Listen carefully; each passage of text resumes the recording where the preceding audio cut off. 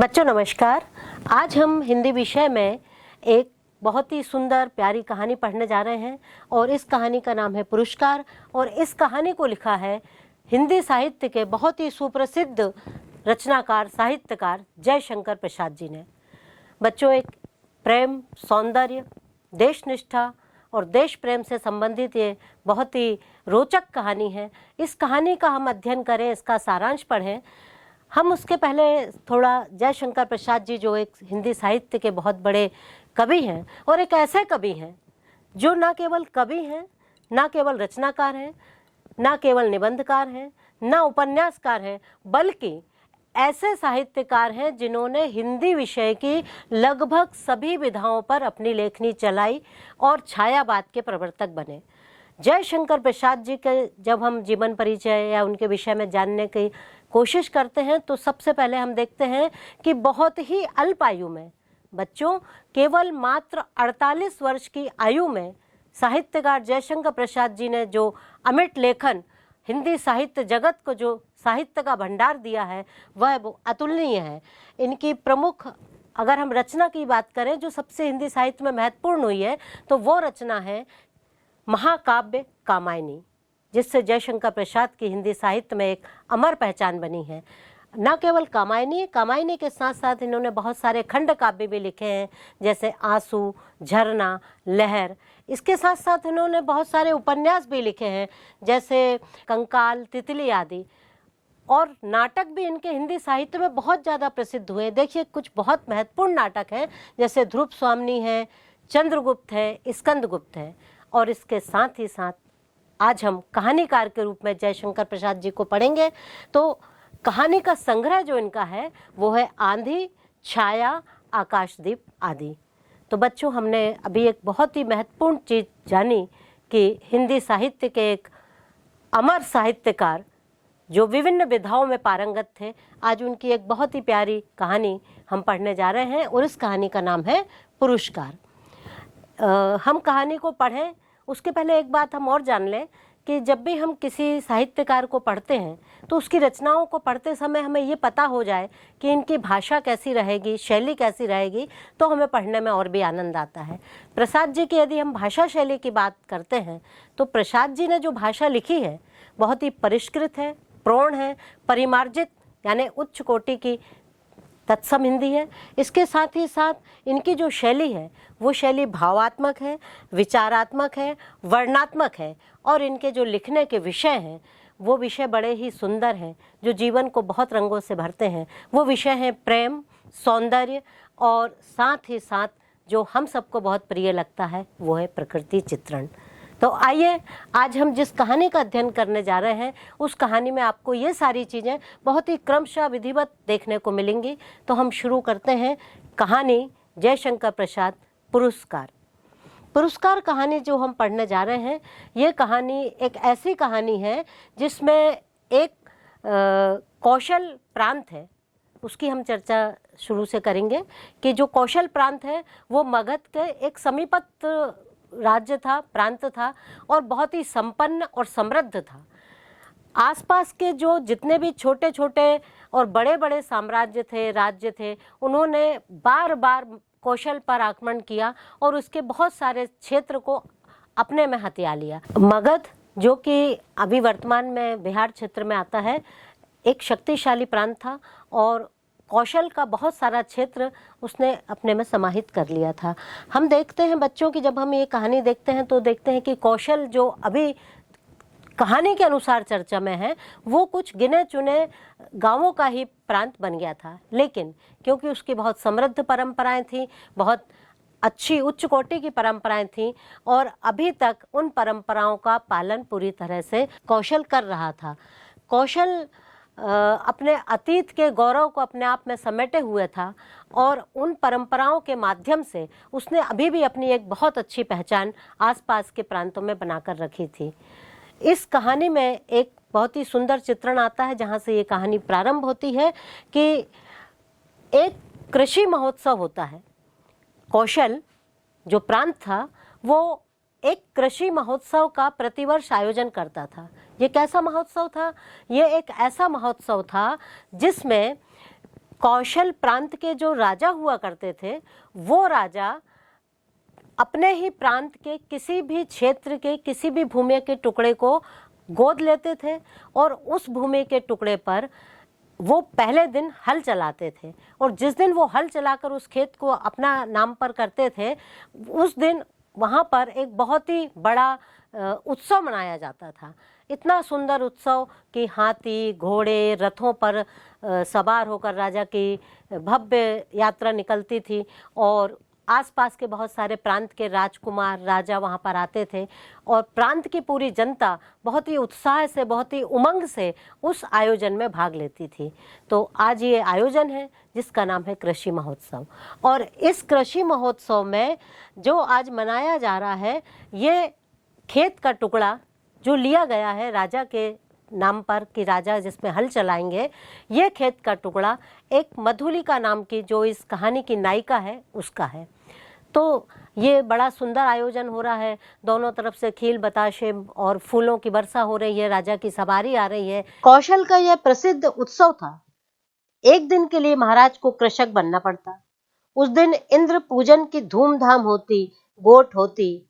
नगर निवासी उस पहाड़ी भूमि में आनंद मनाते। प्रतिवर्ष कृषि का यह महोत्सव उत्साह से संपन्न होता। दूसरे राज्यों से भी युवक, राजकुमार इस उत्सव में बड़े चाव से आकर योग देते। मगध का एक राजकुमार अरुण अपने रथ पर बैठा हुआ बड़े कौतूहल से यह दृश्य देख रहा था, और मधुलिका जो है वो हाथों में बीज का थाल लिए हुए है, और राजा जब सवारी लेके उस खेत में आते हैं तो मधुलिका अपने थाल में से बीजों को राजा को देती है। राजा बीजों को खेतों में फैलाते हैं, और बहुत ही सुंदर जयशंकर प्रसाद जी ने यहाँ चित्रण किया है। पढ़ने और देखने और सुनने में ये कहानी जितनी रोचक है, वास्तव में ये कहानी का यथार्थ भी उतना ही महत्वपूर्ण है। जब ये थाल से भरी बीजों को राजा को देती है तो उस समय मधुलिका इतनी सुंदर दिखाई देती है, लेकिन उसके मासूम चेहरे पर कुछ पसीने की बूंदें भी हैं जो उसकी भौं में गुथी जा रही हैं। उसने बहुत सुंदर कौशे रंग का, गेरुए रंग का वस्त्र पहना हुआ है जो हवा में इधर उधर हो रहा है, और उसकी चितवन है जो बड़ी सुंदर है।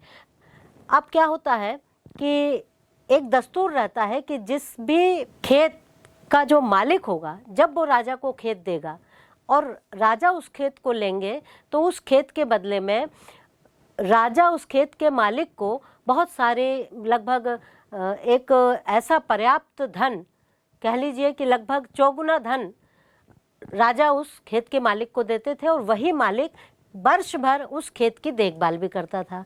तो जब मधुलिका ने बीज दिए और ये दृश्य हुआ, तो उसी समय राजा ने, उसके साथ जो उसके लोग थे, उनने एक मोहरों से भरी हुई थाल मधुलिका को भेंट की। मधुलिका ने जब ये मोहरों से भरी हुई थाल ली, तो ये उस भूमि के बदले में दिया गया एक पुरस्कार था, जो हर किसान उस पुरस्कार को बड़ी श्रद्धा और भक्ति से स्वीकार करके रख लेता था, और जीवन भर उससे अपना, वर्ष भर लगभग जितना भी हो सके उससे अपना जीवन यापन करके अपने आप को समृद्ध करता था। लेकिन जब मधुलिका ने ये थाल लिया मोहरों से भरा हुआ, तो उसने उस थाल को अपने पास ना रखकर वो मोहरें राजा के ऊपर से बिखेर दी। ये बात मंत्री को और राजा को कुछ नागवार गुजरी कि हमने मोहरें इसके लिए दिए थे और इसने हमारे ऊपर बिखेर दी। तो जब वो बिखेर देती है तो मंत्री उससे बोलते हैं कि ये तुम्हारे पुरस्कार के रूप में, तुम्हारे खेत के मूल्य के रूप में दी गई थी, इसको तुमने क्यों बिखेर दिया।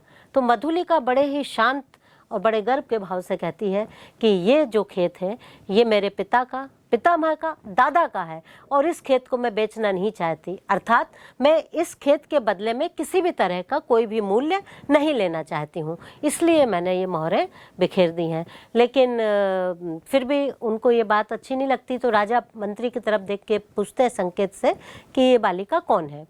तब मंत्री ये बात बताता है कि ये जो बालिका है, यह वो बालिका है जो एक ऐसा वीर सैनिक था जिसने वाराणसी के युद्ध में मगध के सामने कौशल राज्य की लज्जा को उसकी प्रतिष्ठा को, उसके मान को रखा था, अर्थात बहुत ही वीरता से उसने युद्ध में अपना प्रदर्शन किया था और वीर गति को प्राप्त हो गया था।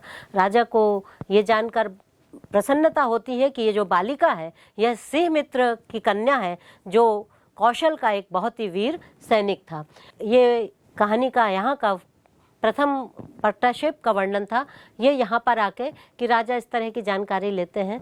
इसके बाद कहानी आगे बढ़ती है, और जब कहानी आगे बढ़ती है तो हम देखते हैं कि इसमें क्या होता है कि कृषि महोत्सव में, जैसा कि हमने अभी शुरू में भी कहा था कि ये जो पूरा परिदृश्य था, इस परिदृश्य को आसपास के बहुत सारे राजकुमार और बहुत सारे राजा लोग भी देख रहे थे। इन्हीं राजकुमारों में एक बड़ा ही सुंदर युवक जो मगध का राजकुमार था, घोड़े पर सवार होकर इस दृश्य को देख रहा था। इस राजकुमार का नाम था अरुण। अरुण जो है वो इस पूरे दृश्य को देखता है तो उसको मधुलिका बहुत अच्छी लगती है कि इतनी गर्व उन्नत, इतनी सुंदर ये जो कन्या है और एक वीर सैनिक की कन्या है, तो वो उसके प्रति आकर्षित होता है। और ये दृश्य यहीं समाप्त हो जाता है। शाम हो जाती है, रात हो जाती है और सब लोग अपने अपने घर चले जाते हैं। मधुलिका उसी खेत में एक छोटी सी पर्णकुटी बनाकर रहती है। अब वो अपनी झोपड़ी में सोई हुई रहती है। सुबह होने लगती है और अरुण जो है उसकी आंखों में नींद नहीं थी, वो विचारों में मग्न रहता है। फिर अपने घोड़े को निकालता है और उस पर बैठकर सवारी के लिए निकल जाता है। घूमते घूमते मधुलिका की झोपड़ी में पहुंच जाता है और वो देखता है कि यहाँ मधुलिका बैठी हुई है। तो मधुलिका के पास वो जाता है और उससे कहता है कि हे देवी, तुम जिस तरीके से बीज का वितरण कर रही थी, दे रही थी, मैं तुम्हारी उस छवि का भक्त बन गया हूँ। और वह अपना प्रणय निवेदन करता है। बच्चों, यहाँ पर जयशंकर प्रसाद की लेखनी का चमत्कार देखने योग्य है। कितने सुंदर तरीके से उनने संवाद के माध्यम से यहाँ पर बहुत ही प्रकृति को भी साथ लेते हुए जो संवाद कहे हैं, आइए हम उसको सुनते हैं। अरुण ने देखा, एक छिन्न माधवी लता वृक्ष की शाखा से च्युत होकर पड़ी है। सुमन मुकुलित, भ्रमर निष्पन्न। अरुण ने अपने अश्रु को मौन रहने का संकेत किया उस सुषमा को देखने के लिए, परंतु कोकिल बोल उठी जैसे उसने अरुण से ही प्रश्न किया हो। छी, कुमारी के सोए हुए सौंदर्य पर दृष्टिपात करने वाले दृष्ट, तुम कौन? मधुलिका की आंखें खुल पड़ी। उसने देखा एक अपरिचित युवक। वह संकोच से उठ बैठी। अरुण ने कहा, भद्रे, तुम्हें कलना के उत्सव का संचालिका थी? मधुलिका ने कहा, उत्सव? हाँ, उत्सव ही तो था। कल उस सम्मान। मधुलिका ने फिर कहा, क्यों आपको कल का स्वप्न सता रहा है भद्र? क्या आप मुझे इस अवस्था में संतुष्ट न रहने देंगे? अरुण ने कहा, मेरा हृदय तुम्हारी उस छवि का भक्त बन गया है देवी। मधुलिका ने कहा, मेरे उस अभिनय का, मेरी विडंबना का? आह, मनुष्य कितना निर्दय है। अपरिचित, क्षमा करो, जाओ अपने मार्ग। अरुण बोला, सरलता की देवी, मैं मगध का राजकुमार तुम्हारे अनुग्रह का प्रार्थी हूँ। मेरे हृदय की भावना अवगुंठन में रहना नहीं जानती, उसे अपनी। बीच में ही बात काटकर मधुलिका बोली, राजकुमार, मैं कृषक बालिका हूँ और आप नंदन बिहारी। मैं पृथ्वी पर परिश्रम करके जीने वाली। आज मेरी स्नेह की भूमि पर से मेरा अधिकार छीन लिया गया है। मैं दुख से विकल हूँ, मेरा उपहास ना करो। अरुण बोला, मैं कौशल नरेश से तुम्हारी भूमि दिलवा दूंगा। मधुलिका बोली, नहीं, वह कौशल का राष्ट्रीय नियम है। मैं उसे बदलना नहीं चाहती, चाहे उससे मुझे कितना ही दुख हो। अरुण बोला, तब तुम्हारा रहस्य क्या है? मधुलिका ने कहा, यह रहस्य मानव हृदय का है, मेरा नहीं। राजकुमार, नियमों से यदि मानव हृदय बाध्य होता तो आज मगध के राजकुमार का हृदय किसी राजकुमारी की ओर ना खिंचकर एक कृषक बालिका का अपमान करने ना आता। मधुलिका उठ खड़ी हुई। चोट खाकर राजकुमार लौट पड़ा। किशोर किरणों में उसका रत्न किरीट चमक उठा। अश्ववेग से चला जा रहा था और मधुलिका निष्ठुर प्रहार करके क्या स्वयं आहत ना हुई? उसके हृदय में टीस सी होने लगी। वह सजल नेत्रों से उड़ती हुई धूल को देखने लगी। सुना बच्चों, आपने कितना सुंदर प्यारा संवाद था। तो इस तरह से ये कहानी आगे बढ़ती है। और इसके बाद जब मधुलिका अरुण के प्रणय निवेदन को इसलिए स्वीकार नहीं करती क्योंकि उसे लगता है कि वह उस पर दया कर रहा है या उसका अपमान कर रहा है, तो वह उसको प्रणय निवेदन को ठुकरा देती है। अब क्या होता है कि मधुलिका जो है खेतों की अपनी रखवाली करती है, झोपड़ी में रहती है और एक तरह से कहा जाए कि कठिनाईपूर्ण जीवन जीते हुए, खेतों में काम करते हुए, अभावों के बीच में रहते हुए वो अपना दिन गुजारने लगती है। और इस तरह से कई महीने गुजर जाते हैं, साल गुजर जाते हैं। एक दिन एक बहुत महत्वपूर्ण घटना घटित होती है कि रात का समय है, मधुलिका अपनी झोपड़ी में लेटी हुई है, बारिश बहुत तेजी से हो रही है, भीषण बारिश हो रही है, बादल गरज रहे हैं और उसकी झोपड़ी में बीच बीच में पानी भी नीचे नीचे टपकते जा रहा है और ठंड बहुत है, तो वो ठिठुर रही है। जब वो इस कष्ट को सहन करती है, संकट की ये घड़ी उसके ऊपर आती है, तो एकाएक उसे अपना पिछला जीवन याद आता है और उसे याद आता है वह समय जब अरुण ने उससे प्रणय निवेदन किया था और कहा था कि मैं तुम्हें मगध की रानी बनाऊंगा।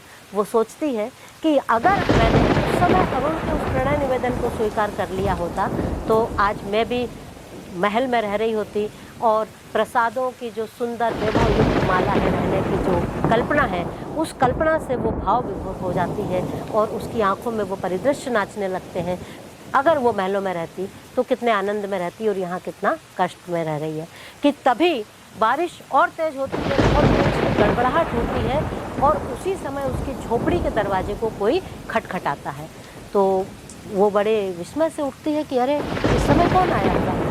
जैसा ही वो झोपड़ी का दरवाज़ा खोलती है तो एकदम हतप्रभ आश्चर्यचकित रह जाती है। सामने अरुण खड़ा रहता है, वो भी आश्चर्यचकित होता है, बोलता मधुलिका तुम यहाँ। अरुण और मधुलिका के बीच में संवाद होता है। बच्चों ये भी बहुत ही प्यारा संवाद है, आइए हम इसको भी सुनते हैं।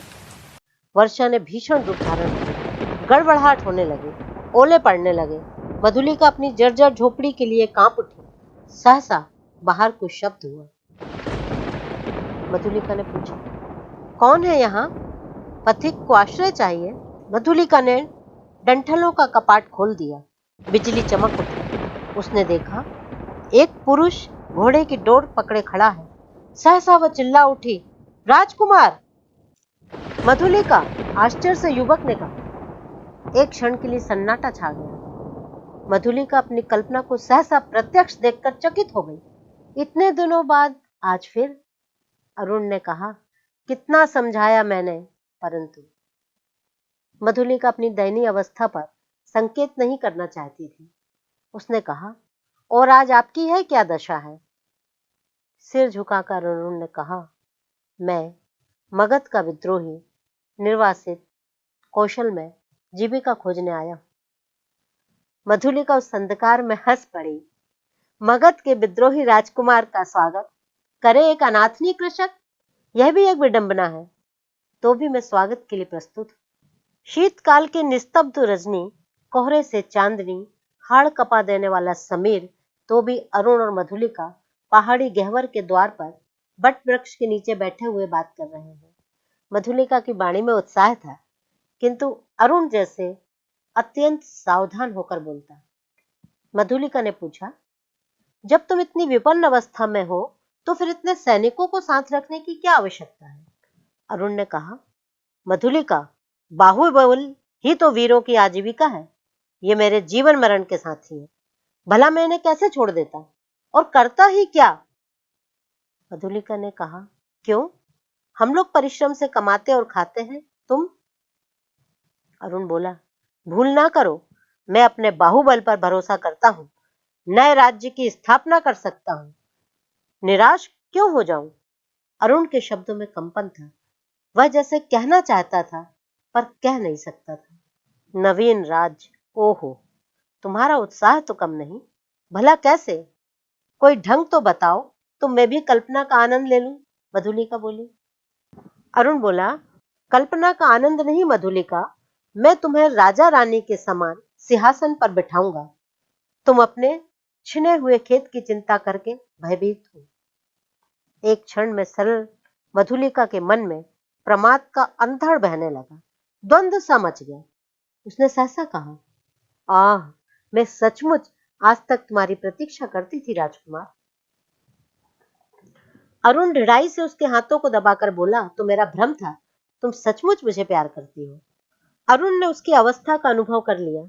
कुशल मनुष्य के समान उसके अवसर को हाथ से ना जाने देना। तुरंत बोल उठा, तुम्हारी इच्छा हो तो प्राणों से प्रण लगाकर मैं तुम्हें इस कौशल सिंहासन पर बिठा दूं। मधुलिके, अरुण के खड़क का आतंक देखोगी? मधुलिका एक बार कांप उठी। वह कहना चाहती थी नहीं, किंतु उसके मुंह से निकला क्या? सत्य मधुलिका, कौशल नरेश तभी से तुम्हारे लिए चिंतित है, यह मैं जानता हूं। तुम्हारी साधारण सी प्रार्थना वे अस्वीकार ना करेंगे, और मुझे भी विदित है कि कौशल के सेनापति अधिकांश सैनिकों के साथ पहाड़ी दस्युओं का दमन करने के लिए बहुत दूर चले गए। मधुलिका की आंखों के आगे बिजलियां हंसने लगी। दारुण भावना से उसका मस्तक झंकृत हो उठा। अरुण ने कहा, तुम बोलती नहीं हो? जो कहोगे वही करूंगी, मंत्रमुग्ध सी मधुलिका ने कहा। मधुलिका अरुण को अंदर बुला लेती है झोपड़ी में, और अब वो वहीं रहने लगते हैं, और इस तरह से अब कुछ समय बीतता है। बच्चों, हमने ये कहानी में देखा कि अरुण जो है बहुत वीर है, सुंदर है, सुदर्शन है, साथ ही साथ वो बहुत महत्वाकांक्षी भी है। वो मधुलिका से कहता है कि मैं तुम्हें अभी भी कौशल की रानी बना सकता हूँ।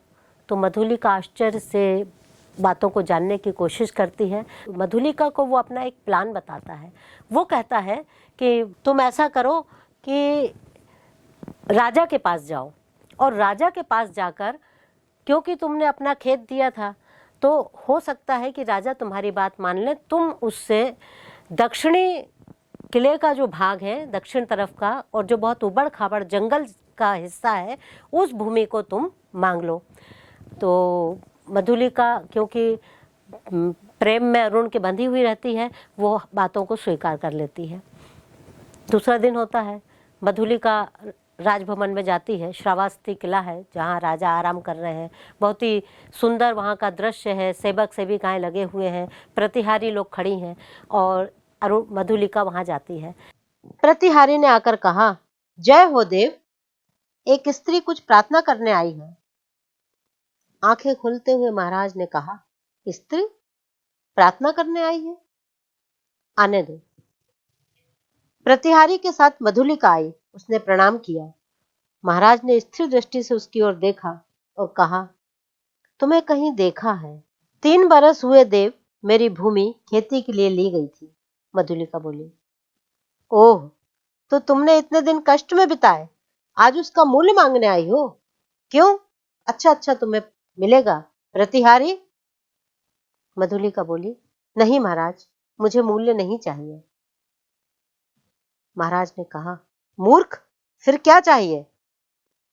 मधुलिका बोली, उतनी ही भूमि, दुर्ग के दक्षिणी नाले के समीप की जंगली भूमि, वहीं मैं अपनी खेती करूंगी।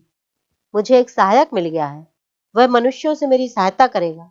भूमि को समतल भी बनाना होगा। महाराज ने कहा, कृषक बालिके, वह बड़ी उबड़ खाबड़ भूमि है, जिस पर वह दुर्ग के समीप एक सैनिक महत्व भी रखती है। तो फिर निराश लौट जाऊं? मधुलिका बोली, सिंह मित्र की कन्या, मैं क्या करूं? तुम्हारी यह प्रार्थना देव जैसी आज्ञा हो। मधुलिका ने कहा, जाओ, तुम श्रमजीवियों को उसमें लगाओ, मैं अमात्य को आज्ञा पत्र देने का आदेश करता हूं। महाराज बोले, जय हो देव, कहकर प्रणाम करती हुई मधुलिका राज मंदिर के बाहर आई। तो बच्चों, मधुलिका के मांगने पर महाराज उसे जमीन दे देते हैं, और जो अरुण के सैनिक रहते हैं वो उस उबड़ खाबड़ जमीन में समतल बनाने का काम करने लगते हैं, खेत बनाने लगते हैं। वास्तव में ये खेत बनाने का काम नहीं था। ये क्या काम था? ये वो काम था कि इस क्षेत्र से प्रांत पर आक्रमण कैसे किया जाएगा, चढ़ाई कैसे की जाएगी, ये वास्तव में उसकी तैयारी थी। और अरुण को ये बात भी पता थी कि इस समय प्रांत के कौशल के जो सेनापति हैं और जो वीर योद्धा हैं, सैनिक हैं, वो डाकुओं का दमन करने के लिए सीमावर्ती क्षेत्रों में गए हुए हैं। तो उसको ऐसा लगा अरुण को इस समय कि अगर मैं इस समय आक्रमण करता हूँ तो ये वो समय होगा जो आक्रमण करने के लिए बहुत उचित समय होगा और आसानी से इस प्रांत को हराना संभव हो जाएगा और वो हराकर राजा बन जाएगा। इसी मधुर कल्पना में वो तैयारी में लगा हुआ था और तैयारी करते करते अंततः वह दिन आ ही जाता है जिस दिन आज अरुण को आक्रमण करना है। आक्रमण की तैयारी पूरी हो चुकी है और आज मधुलिका को उस जो पर्णकुटी थी, जो झोपड़ी थी, उसमें सोने का आज अंतिम दिवस है। आज की रात्रि वो झोपड़ी में सोएगी और फिर वो सोचती है कि आज के बाद तो मैं कौशल प्रांत की महारानी बन जाऊंगी और जब महारानी बन जाऊंगी तो फिर मुझे तो महलों में सोना है। और बहुत मधुर कल्पनाएं आती हैं उसके मन में और वो सोचती है कि चलो, अरुण उससे कहता है कि ठीक है मधुलिका, आज तुम आखिरी रात अपनी को झोपड़ी में बिता लो और मैं भी आक्रमण की तैयारी में जाता हूँ और तुम झोपड़ी की तरफ चली जाओ। तो दोनों इस तरह से बात करते हैं और मधुलिका जो रहती है वो झोपड़ी में जाने लगती है और जो अरुण रहता है वो चढ़ाई की तैयारी में लग जाता है। पर होता क्या है कि जब अरुण अलग अपने काम में लगा और मधुलिका झोपड़ी में जाने लगी तो जिस रास्ते में वो जाती है उस रास्ते में जाते जाते उसके मन में एक अंतर्द्वंद पैदा होता है। देखिए बच्चों, प्रसाद जी ने इस कहानी के समापन की तरफ ले जाते समय जिस तरह अंतर्द्वंद से कहानी को उकेरा है, प्रस्तुत किया है, वो बहुत ही पठनीय है और बहुत भावनात्मक है। जब मधुलिका झोपड़ी के रास्ते में जा रही है तो उसके मन में क्या हो रहा है, एक बहुत भीषण अंतर्द्वंद चल रहा है। उसको बार बार अपने पिता की याद आ रही है, उसको अपने उन पिता की याद आ रही है जो वीर सिंह मित्र कौशल प्रांत की रक्षा करने के लिए, उसको बचाने के लिए अपने प्राणों ने न्यौछावर कर दिए थे। अब मधुलिका के मन में उद्रेक, वेग और देश प्रेम की भावनाएं हिलोरें लेने लगती हैं। उसे लगने लगता है कि उसके पिता ने जिस प्रांत के लिए, जिस रक्षा के लिए अपने प्राण न्यौछावर कर दिए, मैं क्या करने जा रही हूँ। और ये सोचते सोचते वो बहुत उहापोस की स्थिति में फंस जाती है। उसे लगता है कि वो क्या करे और झोपड़ी का रास्ता भटक जाती है। वो झोपड़ी में ना जाकर किसी और रास्ते में जाकर खड़ी हो जाती है और इसी अंतर्द्वंद में फंसी रहती है कि उसे लगता है कि सामने से कोई आ रहा है। देखती है कि सामने से कौशल प्रांत के सेनापति अपने सैनिकों की टुकड़ी के साथ चले आ रहे हैं। जैसे ही वो सामने आते हैं तो मधुलिका रास्ते में बीच में आकर खड़ी हो जाती है। सैनिक ने अश्व रोककर कहा, कौन? कोई उत्तर नहीं मिला। तब तक दूसरे अश्वरोही ने कड़क कर कहा, तू कौन है स्त्री? कौशल के सेनापति का उत्तर शीघ्र दे। रमणी जैसे विकार ग्रस्त स्वर में चिल्ला उठी, बांध लो मुझे, मेरी हत्या करो, मैंने अपराध ही ऐसा किया है। सेनापति हंस पड़े, बोले, पगली है? पगली नहीं, यदि पगली होती तो इतनी विचार वेदना क्यों होती? सेनापति, मुझे बांध लो, राजा के पास ले चलो। क्या है, स्पष्ट कह। श्रावस्ती का दुर्ग एक पहर में दस्युओं के हस्तगत हो जाएगा। दक्षिणी नाले के पार उनका आक्रमण होगा। सेनापति चौंक उठे। उन्होंने आश्चर्य से पूछा, तू ये क्या कह रही है? मैं सत्य कह रही हूँ, शीघ्रता करो। सेनापति भी बहुत विस्मित रह जाते हैं और तुरंत अपने सैनिकों को उस क्षेत्र में भेज देते हैं और मधुलिका जो है एक सैनिक के साथ उसको महाराज के पास पहुंचा देते हैं और स्वयं भी महाराज के पास जाके सूचना देते हैं। और स्थिति ये बनती है कि जो दुर्ग है, जो किला है, जो श्रावस्ती किला है, उसके दक्षिणी भाग में बहुत सारे सैनिकों की टुकड़ी पहुंच जाती है और उसको चारों तरफ से सुरक्षित कर लिया जाता है। अरुण आक्रमण करता है लेकिन आक्रमण विफल हो जाता है और अरुण को बंदी बना लिया जाता है। मधुलिका जब महाराज के पास पहुंचती है तो महाराज उससे कहते हैं कि आज तुमने वीर सिंह मित्र की पुत्री हो और आज एक बार फिर तुमने कौशल प्रांत की रक्षा की है, पुरस्कार मांग लो। इसी समय फिर राज दरबार लगता है और राज दरबार में अरुण को जो बंदी बना लिया जाता है वहाँ प्रस्तुत होता है और बहुत सारी जनता है, भीड़ भड़ाका है, राज दरबार है। और ऐसी स्थिति में राज दरबार में जितने लोग उपस्थित रहते हैं कहते हैं कि अरुण को इस समय जो इसने कृत्य किया है देशद्रोह का, इसको फांसी की सजा दी जानी चाहिए। और फांसी उसको प्राण दंड राजा घोषित करते हैं। और मधुलिका से उसी समय कहते हैं कि मधुलिका तुम कोई पुरस्कार मांगो। तो जो मधुलिका रहती है वो बहुत मन में अपना इस बात की तो उसे प्रसन्नता है कि उसने देश प्रेम में आज अपने प्रांत को बचा लिया, पर अरुण के प्रति प्रेम में जो उसने एक तरह से जो भी मन में भावना आई हो किया है, तो फिर वो पुरस्कार के रूप में मांगती है। अरुण के बगल में बाजू में खड़ी हो जाती है और राजा से अपने लिए भी मृत्युदंड मांगती है। और इस तरह से कहानी का समापन होता है।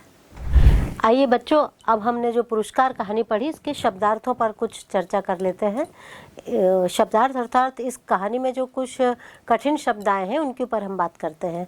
जैसे इसमें एक हेम शब्द आया है, हेम का मतलब होता है स्वर्ण। एक कोशे शब्द आया जिसका अर्थ होता है गेरुआ। एक अनुरंजित शब्द आया है जिसका अर्थ होता है रंगा हुआ। इसी तरह से तुरंग यानी घोड़ा, रक्षण यानी सुरक्षा, मधुक एक शब्द होता है जिसका अर्थ होता है महुआ। इसी तरह से वसन यानी वस्त्र। और कपोती एक शब्द आया है, कपोती का अर्थ होता है कबूतरी। और भी कुछ एक आध दो कठिन शब्द हम और देख लेते हैं। जैसे गहवर का अर्थ होता है गुफा के साथ साथ एक इसमें दस्यु शब्द भी उपयोग हुआ है। दस्यु का अर्थ होता है डाकू। तो ये कुछ शब्द थे जो कहानी में आए हुए थे जिनका हमने शब्दार्थ देखा।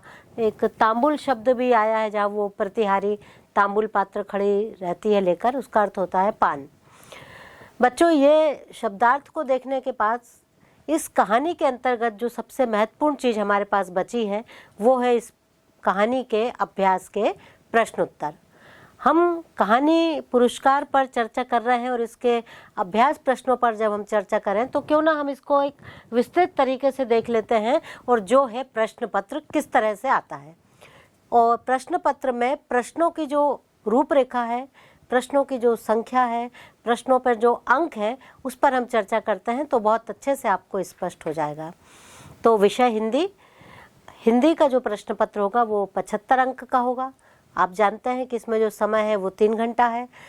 अब इसके जो प्रश्नोत्तर पर हम जाते हैं तो सबसे पहला जो प्रश्न होता है वो प्रश्न क्रमांक 1, और 1 के अंदर 3 खंड रहते हैं, आ, बा और सा। तो ये तीनों जो हैं ये बहुविकल्पीय प्रश्न है। प्रत्येक पर एक एक प्रश्न है और प्रत्येक खंड में 5-5 प्रश्न है, कुल 15 नंबर है। जैसे अब बहुविकल्पीय में 4 विकल्प दिए रहते हैं और हमको एक उत्तर, मान लीजिए पूछा गया कि मधुलिका कौन थी और उसमें 3-4 ऑप्शन दिए हैं, तो मधुलिका कौन थी वो हम इसमें बता सकते हैं। इसी तरह से अरुण कौन था, तो इसमें भी ऑप्शन दिए रहेंगे। अब अगर खाली स्थान में यही प्रश्न आ जाएगा तो कहानी की मुख्य नायिका का नाम क्या है, तो आप वहाँ खाली जगह जो रहेगी उसमें मधुलिका लिखेंगे। इस तरह से हम रिक्त स्थानों पर चर्चा करेंगे। इसमें लघु उत्तरी में एक प्रश्न और रहता है जो होता है उचित संबंध। आप बच्चों बहुत कक्षा 5वीं 6वीं से ही हम पढ़ते आते हैं कि जोड़ी बनाइए अर्थात उचित संबंध स्थापित कीजिए। तो उचित संबंध में आ और बा 2 खंड रहेंगे। इधर कुछ लिखा रहेगा 4-5 नंबर तक, इधर 4-5 नंबर तक, और उन दोनों का हमको सही मेल करना रहता है। तो इस तरह से ये बहुविकल्पी प्रश्न हुए।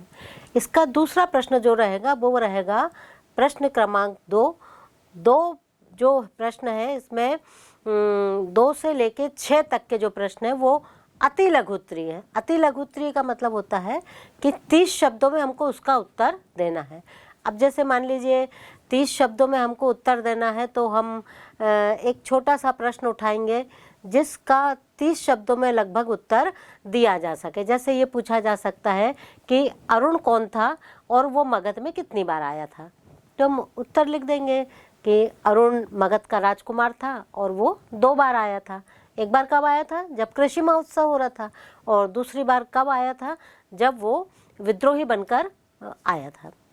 इसी तरह से थोड़ा और आगे बढ़ते हैं तो प्रश्न क्रमांक 7 से लेकर 10 तक के जो प्रश्न हैं वो प्रश्न है लघु उत्तरीय प्रश्न। लघु उत्तरीय प्रश्न का मतलब है कि कुछ इसमें छोटे छोटे प्रश्न रहेंगे और उनका उत्तर हमको लघु उत्तरीय में अर्थात 75 शब्दों में देना है और इस पर 4 अंक रहेंगे। 7 से 10 तक जो हमने कहा उस पर 3 अंक थे और 2 से 6 तक जो कहा उस पर 2 अंक थे। और ये जो हम चर्चा कर रहे हैं 11 से 15 में जब हम आएंगे तो उसमें 4 अंक रहेंगे। और 11 से 15 के बाद जो बड़े प्रश्न हैं 16वां और 17वां प्रश्न रहता है पत्र लेखन का और अपठित गद्यांश का। तो अभी हम इस पर चर्चा करेंगे। अभी हम देख रहे थे कि लघु उत्तरीय प्रश्न। लघु उत्तरीय प्रश्न में जैसे मान लीजिए एक प्रश्न आ सकता है इस तरह से कि कौशल राज्य का कृषि महोत्सव किस प्रकार संपन्न होता है।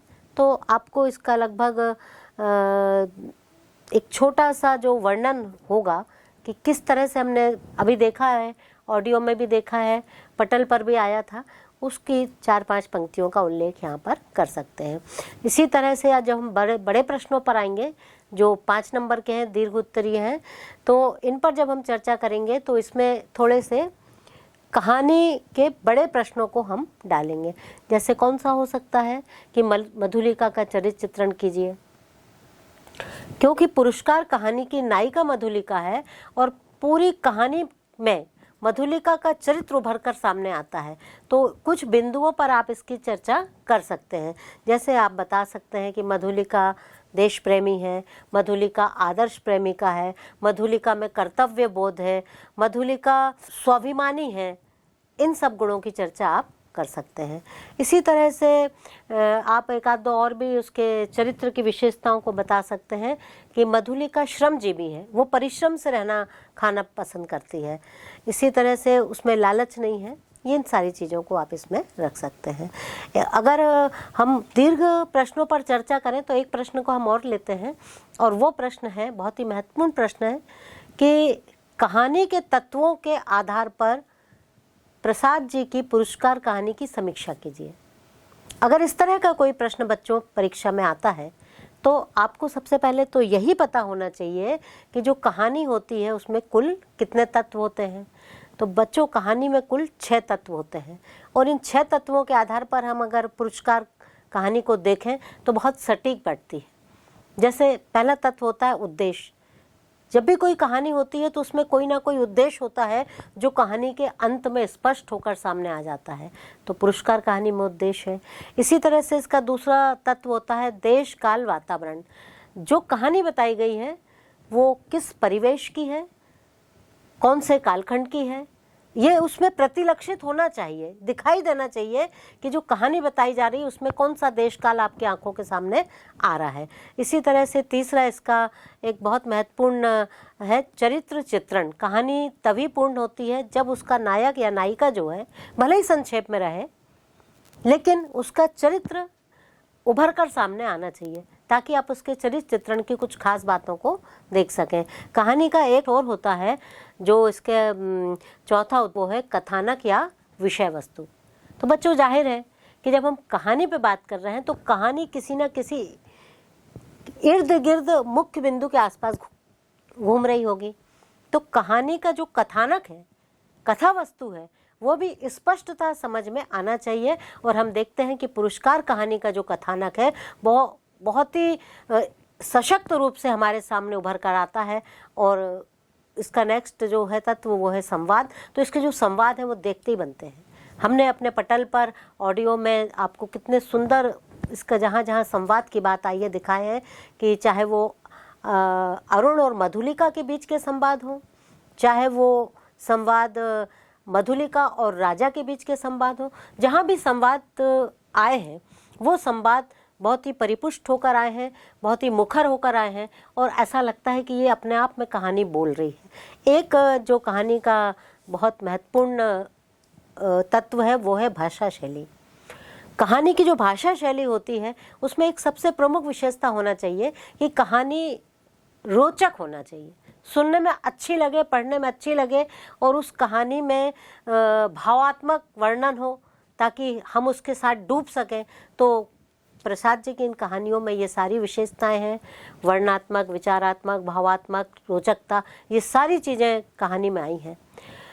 अब हम जब कहानी के साथ प्रश्नोत्तरों के अभ्यास की चर्चा कर रहे हैं बच्चों, तो इसकी एक बहुत महत्वपूर्ण बात मैं आपको बताना चाहूँगी कि कोई भी कहानी हो, यदि आपने उस कहानी को ठीक से पढ़ा है, उस कहानी का सारांश आपके मस्तिष्क में आ गया है, आप समझ गए, तो कहानी में से कहीं से भी कोई सा भी प्रश्न पूछा जाए, क्योंकि कहानी आपको पता है, तो आप उसके प्रश्नों के उत्तर बहुत आसानी से दे सकते हैं।